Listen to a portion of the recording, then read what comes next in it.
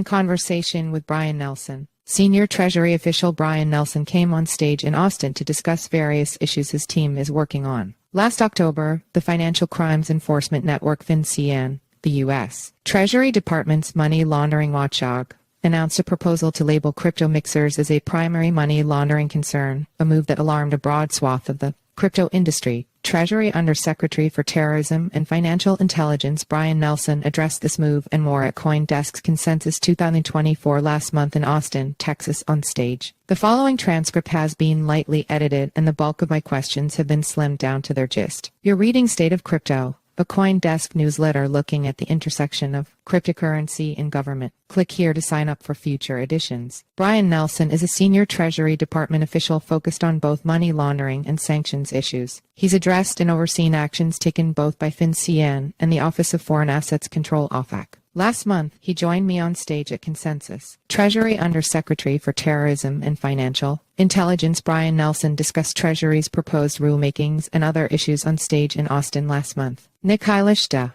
I just want to give you a chance to really just introduce yourself and talk about what you're doing and why you're here. Brian Nelson, so first of all, thank you for having me. And some of you may know, I am the Undersecretary for Terrorism, Financial Intelligence at the Department of the Treasury, which has the responsibility for managing both our Office of Foreign Assets Control, which administers U.S.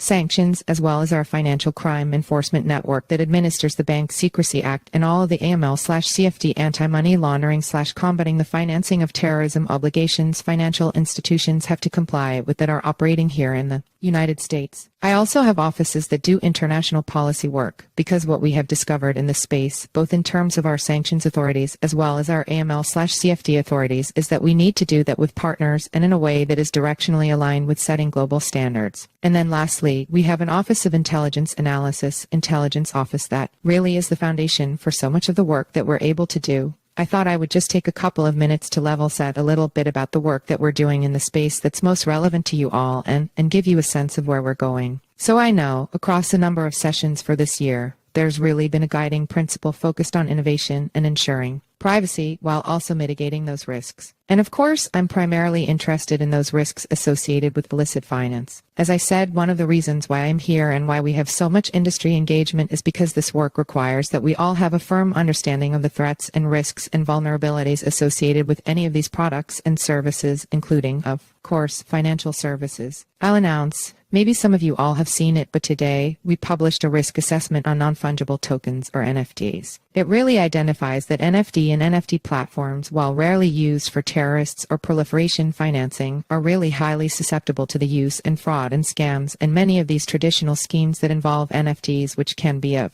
course stolen from victims and then used to launder proceeds generated from illicit activities. I would just encourage you all to read it if you haven't had a chance to read it yet, and it just dropped a couple of hours ago. It really builds on national risk assessments that we've done in the context of money laundering, proliferation, financing, and terrorism financing over the course of this year. And all of these NRAs noted that we are really continuing to observe that digital assets are being abused by those actors that you would expect. So these are North Korean cyber criminals as well as ransomware actors. And they are doing this to generate revenue and launder their illicit proceeds. We've also identified some newer trends within the digital asset ecosystem, which includes a sharp rise in investment scams. I think you all are familiar with pig butchering. This was something that was relatively new to me as well last year, but we're really seeing that is generating quite a bit of losses as well as other investment schemes that have accounted for 75% of internet-enabled investment fraud as of 2023, and those losses totaled over $2.5 billion. We've also observed the increased use of stablecoins, notably Tether's USDT, by sanctioned person scammers and terrorist groups. And a key theme across all of that is that bad actors are seeking out those jurisdictions and those products where there are weak or insufficient AML/CFT or sanctions compliance programs, and some virtual assets service providers are sort of outright failing to meet their compliance obligations. So all of this, I think, emphasizes the importance of our engagement with you and your companies, as well as, from my perspective, how significant a national security risks some of this activity really poses to the United States. Just a last word, and then want to get to the conversation. You may have seen late last year, we, along with our colleagues at the Department of Justice and the CFTC, took an enforcement action against Binance, which of course is the world's largest virtual asset service provider. We did that because of the extraordinary amount of illicit activity we received through Binance, and their failure to meaningfully manage an AML/CFT compliance program, particularly as it related to U.S. persons. And it really reflects our desire to create an environment that incentivizes compliance, and that's through education as well as enforcement. Additional regulatory clarity and all of that, again, really requires that we work collaboratively together. So I'm happy to be here, and in that spirit, I've told you a lot about what we're doing. I'm excited to have this conversation and reflect some more on the way ahead. Awesome. I think the area I want to start with is most recently, you mentioned the report on NFTs. How do you build on that? Can you just speak to, what's the next steps? What will you do with this information now that you've put it together? That's a great question. And really, we identified NFTs as a particular source of risk back in 2022 when we released the risk assessment as it relates to the digital asset ecosystem. Broadly and committed that we would take a closer look at this asset class in particular, recognizing that NFTs and mount platforms are hard to define because they have the capacity to do a number of things. And of course, in 2022, the sort of NFT marketplace was going way up, it went down, and it's sort of come back up a little bit over the last number of months. But I think it reflects that absent, sort of whatever the market movements are we perceive, given the risk of abuse by illicit actors, that we need to emphasize doing a number of things. One, creating the shared understanding through our risk assessment, which is really to communicate to stakeholders and industry, but obviously across our government and with international partners, acknowledge that there's probably work that we need to do to better clarify how our regulatory authorities and AML/CFT compliance relates to NFTs. We need to do more things like this, which is enhance stakeholder engagement, which we are committed to do. And I think critically, from what I see, is the sort of this jurisdictional arbitrage. So it's the capacity for virtual assets, service providers, other actors within the virtual asset ecosystem to build companies that really don't have that compliance tone from the top technology to manage illicit finance risks. So working with foreign jurisdictions to have a shared understanding of the best way to regulate NFTs internationally with sort of one clearly understood standard is another way for error that we identified in this report. Gotcha. One thing that I think was really controversial within crypto circles was the NPRM, the Notice of Proposed Rulemaking, last year on crypto mixers and potentially treating them as areas of primary money laundering concern. Can you speak to the feedback you've received, the risks that you're trying to address, and then where you might go from here? We had a proposed rule that would require financial institutions to report information about transactions with crypto mixers. That comment period has now closed. We received a number of those comments, and we are, of course, working through them in order to promulgate a final rule. So I'll just make a couple of points about our concern about mixers and what I see is the road ahead. In the first instance, I think from our perspective, we believe that there is a difference between sort of obfuscation and anonymity enhancing services and those that support privacy. And we, of course, totally recognize that in the context of public blockchains, which provides information about financial transactions, that there would be a desire to have a certain degree of privacy around those financial transactions. That's obviously a core principle that is reflected in the BSA and protecting financial transaction privacy. And we, in that spirit, in terms of our commitment and ongoing support for technological innovation, we want to work closely with industry to identify and collaborate on tools that can enhance privacy. But what we see today is that mixers are not designed to provide that privacy, they're designed to offer escape from the origin, movement, and destination of these assets. And of course, in that context, they're extremely attractive to illicit actors. And in this context, we see North Korean cyber criminals and ransomware actors using mixers to obfuscate the movement of these funds, the destination of these assets. And that creates a significant national security challenge for us. It is something in the context of this NPRM, this proposed rulemaking, we seek to enhance transparency around what is going on with these convertible virtual currency mixing services. But at the end of the day, I would say this is not a ban on mixers. This is a proposed rule designed to drive additional transparency. And again, as we work through the comments towards the final rule, we'll, of course, have much more to say about a way to, again, manage illicit finance risk in the context of these technologies and the service providers with a goal to meet the desire for meaningful privacy and the use of some of these technologies. Right? So can you just build a little bit upon that and just kind of further talks about distinction between privacy and obfuscation. Where's the how do you look at this question of balancing those two different, arguably similar issues with this technology? I think it goes back to a couple of core principles that Treasury has reflected for a long time in its rulemaking. One is, focus on the activity, not necessarily the product, and then based on the activity, making sure that we are building regulatory obligations to meet the risk associated with that type of activity. And certainly that reflects the core of what we do and how we think about our regulations, which is that they need to be risk-based and drive risk-based behavior. So when you think about, again, these 80 seconds and mixers and you reflect on the fact that they are really both, I'm very attracted to illicit actors. But to this is, I think, the important point, and in terms of how do we manage privacy versus anonymity, you have these mixing entities that are not doing meaningful KYC, there's no AML/CFT, there are none of the things that are in place to manage exactly this tension. So it's not that everybody needs to know who you are transacting with. But there has to be a capacity, we think, for a U.S. person to be in a position to follow U.S. law and not engage with a sanctioned individual, or a U.S. financial institution to not unwittingly engage in activity that is supporting the building of weapons in North Korea and the like. So ultimately, that's the good news, is we balanced it, and I think we have sort of the policy framework to balance it. But we recognize that the technology is developing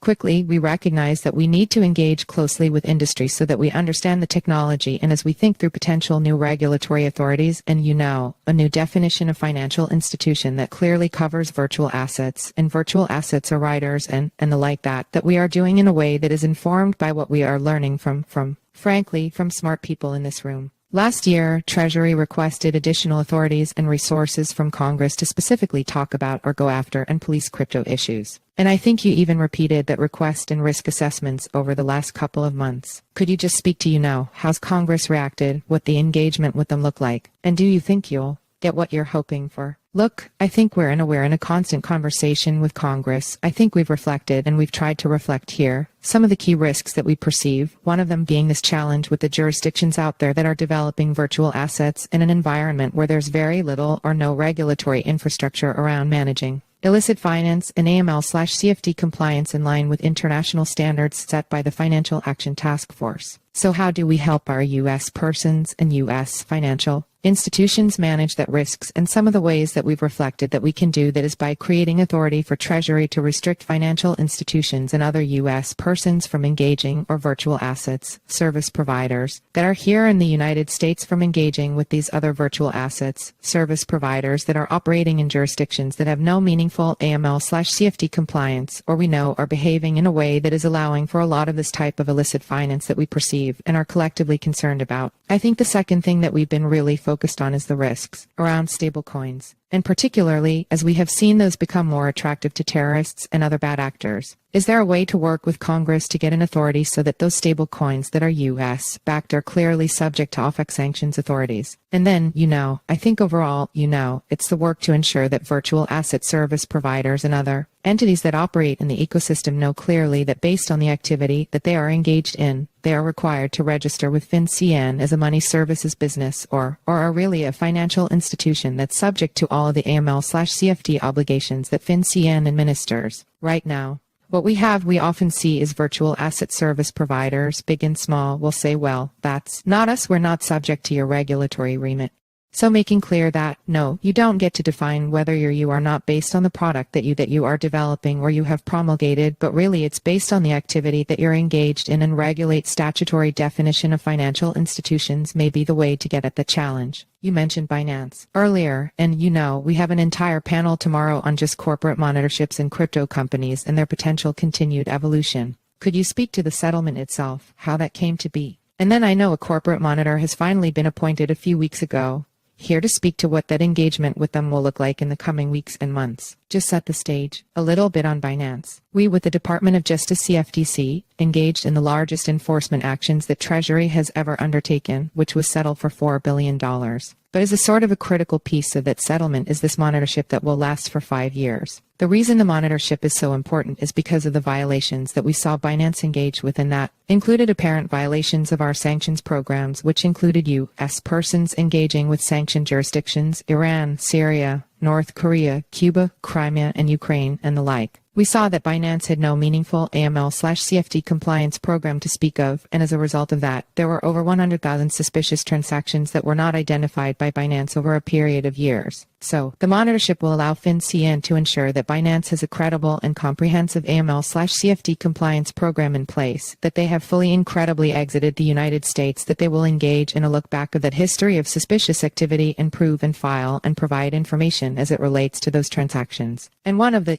sort of foundational things in addition to the monetary payment, we're really these sort of historically important capacity to ensure for ourselves that Binance is no longer engaged in the type of activity that was so deeply problematic over the last number of years. And certainly to the extent that we identify that Binance continues to engage in those activities that would be subject to very significant additional penalties to the extent that they breach the agreement. It feels like we're starting to get to a point where a lot of crypto companies are beginning to accept and understand that maybe they should have compliance departments and worry about these issues earlier in the stage. Do you have any thoughts or advice for them to make sure that they don't end up in a place down the line where they are now facing down a similar enforcement action? I think the key is really that sort of tone from the top and compliance really built into the culture of an organization. That's like a day one principle. It can't be, we'll get to it once we've scaled some.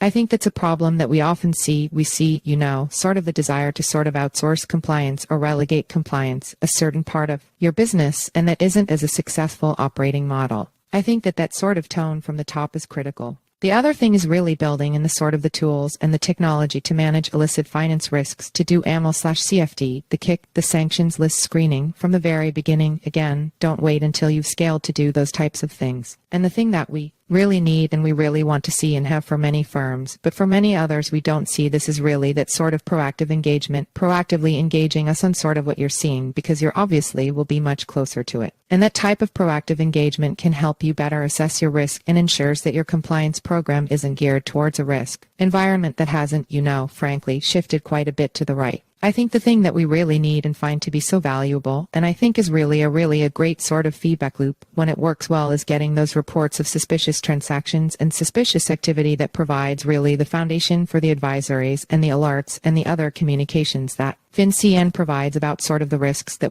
we are seeing. And that's been true, very true in the context of digital assets. And since 2022, I think FinCEN has released 15 of those types of alerts and advisories. So that is critical to what we do, and at the end of the day, I think we want to create more avenues and more forums for frank, productive, open exchanges. FinCEN hosts what's called FinCEN exchanges, which are statutorily mandatory, and that provides a confidential format to have direct conversations between FinCEN law enforcement and companies to talk about sort of the illicit finance risks that we collectively perceive and way to tailor our respective approaches to manage that risk. Awesome. So we're about to wrap up in a minute, but really quickly, so maybe you could just speak a little bit to kind of sanctions compliance and monitoring with crypto companies in particular. If there's any challenges you've had with, making sure crypto companies, even the ones that want to work with Treasury, that they have for making sure they're actually able to do so effectively. I think it's to two things, I would say, on the sort of sanctions list side, and sort of understanding what can and cannot be done as it relates to OFAC authorities. OFAC has a hotline. It's 24 hours. They'll respond usually for the vast majority within 24 to 48 hours. Encourage you to use that hotline and ask your questions of OFAC.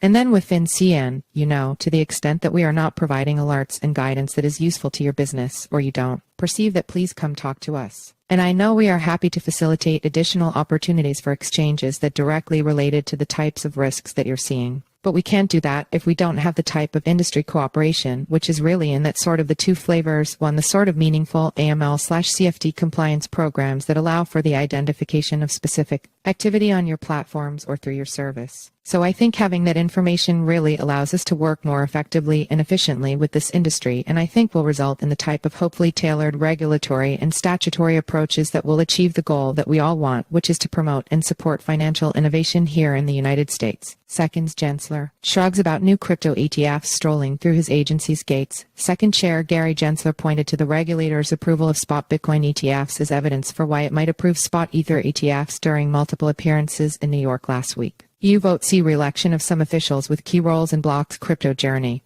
The European Union's elections concluded over the past week, and while the balance of the body has changed, many legislators who worked on or advocated for crypto issues will be returning to their seats. Senate bill could open crypto to U.S. sanctions, but industry trying to head it of. The Intelligence Authorization Act contains a clause that might create greater sanctions rules around crypto issues, though it's got a long way to go before it may become a law.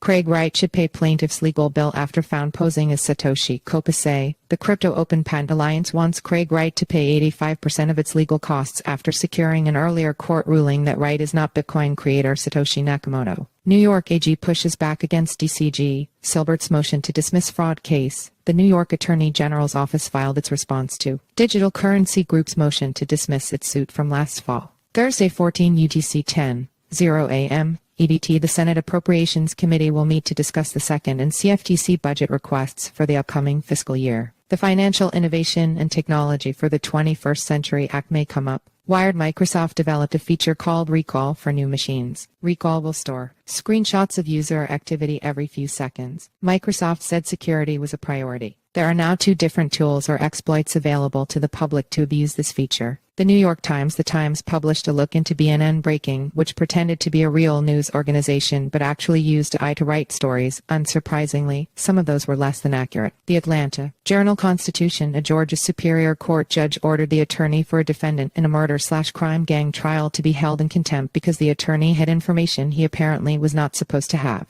Namely, Superior Court Judge Uriel Glanville allegedly was part of a conversation with a Fulton County prosecutor and a key witness that defense attorney Brian Steele charged amounted to coercion. The judge ordered Steele to share who told him about the ex-parte conversation, which Steele refused to comply with. Steele has been ordered to spend the next 10 weekends in jail and asks that he spend those weekends with his client. What's really interesting to me is while Glanville seems to have taken issue with Steele having information about the conversation, at no point did he appear to refute any of the details Steele shared. If you've got thoughts or questions on what I should discuss next week or any other feedback you'd like to share, feel free to email me at nick@coindesk.com or find me on Twitter at nickheilst. You can also join the group conversation on Telegram. See you all next week.